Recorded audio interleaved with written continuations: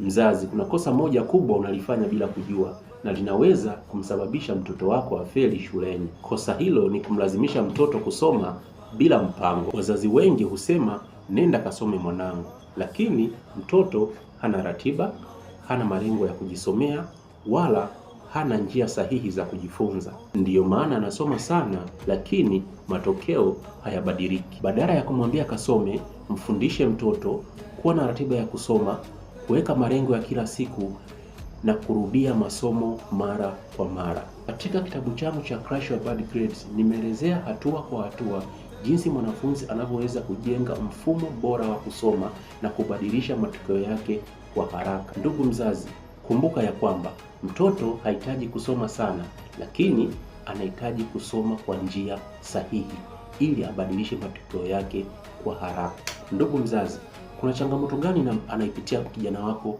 kitaaluma? Niandikie kwenye komenti ili tuitatue pamoja.